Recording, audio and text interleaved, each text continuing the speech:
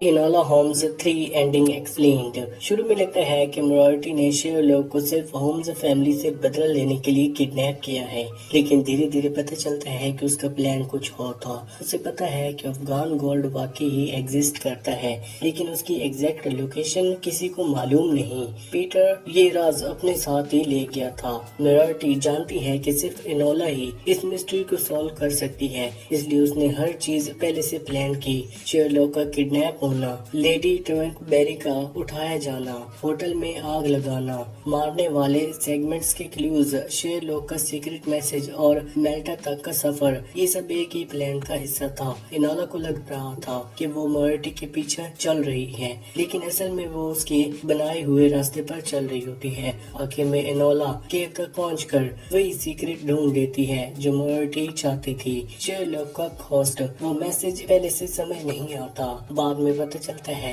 कि ये पूरी मिस्ट्री की है। बैटल ऑफ खोस्ट के दौरान कुछ ब्रिटिश ऑफिसर्स ने अफगान गोल्ड चुरा लिया था और इस चोरी को वॉर ऑपरेशन का नाम दे दिया था। इस सब को छुपाने के लिए रिकॉर्ड्स बदल दिए गए और बेकसूर लोगों को झूठे इल्जाम में लगा दिया गया। पीटर ट्रकबॉरी को बाद में अपनी गलती का एहसास हुआ। वो नहीं चाहता था कि ब्रिटेन इस चोरी का खजाने का फायदा उठाए, इसलिए उसने गोल्ड को समुद्र के नीचे एक सीक्रेट केव में छुपा दिया। जब वो बचपन में अपने बेटे के साथ ट्रेजर हंट खेलता था, तब वो सिर्फ गेम नहीं था, उसने पहले से ही पता था कि असली खजाना कहाँ है। शेरलॉक को बचाने के बाद एक ऐसा मोमेंट आता है जब वो मोरार्टी पर गन तान देता है। टॉर्चर और इतनी तकलीफ के बाद उसे लगता है कि मोरार्टी को मार ही देना सही है, लेकिन इनोला उसे याद दिलाती है कि जस्टिस और रिवेंज अलग चीजें होती हैं। पहले शेरलॉक ने इनोला को सिखाया था कि इमोशंस को डिसीजंस पर हावी नहीं होने देना चाहिए। अब वही बात इनोला शेरलॉक को याद दिलाती है।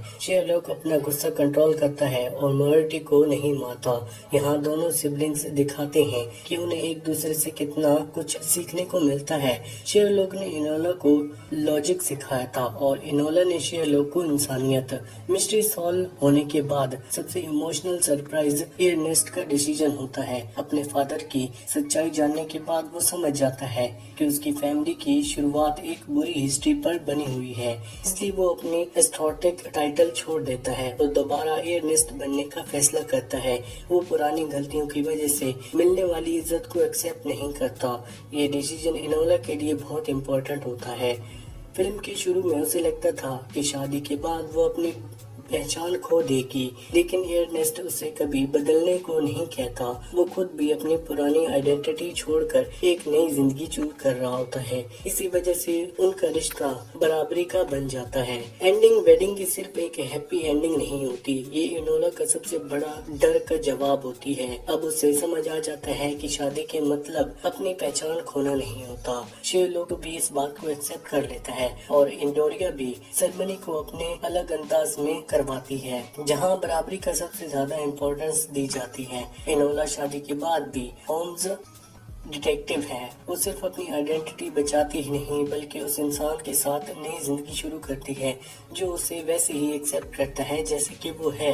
फिल्म में अफगान गोल्ड सिर्फ एक खजाना नहीं, बल्कि सालों से छुपाए गए राज, निशानियां हैं। गवर्नमेंट ने अपने क्राइम्स छुपाए, ट्रकबॉरी फैमिली ने अपनी शर्मनाक हिस्ट्री छुपाई, शेरलॉक ने अपने इमोशंस दबाए और इनोला ने शादी का डर अपने अंदर छुपा कर रखा। जब ये सब कुछ सामने आता है, तब हर कैरेक्टर अपने पास्ट से आजाद हो जाता है। इसलिए फिल्म का एंड एक और मिस्ट्री से नहीं, बल्कि एक वेडिंग से होता है। शुरू में इनोला कहती है कि हर अच्छी स्टोरी की शुरुआत वेडिंग से होती है, लेकिन एंड तक उसे समझ आ जाता है कि कभी कभी वेडिंग किसी फेरी टेल की शुरुआत नहीं होती। बाकी दो लोगों को अपनी असली पहचान ढूंढ लेते हैं, बाद में मिलने वाले सबसे खूबसूरत अंजाम होते हैं। इसी के साथ ये मूवी यहीं पर एंड होती है। आपको कौन सी मूवी या फिर वेब सीरीज का एक्सप्लेनेशन चाहिए, हमें कमेंट सेक्शन में जरूर बताना।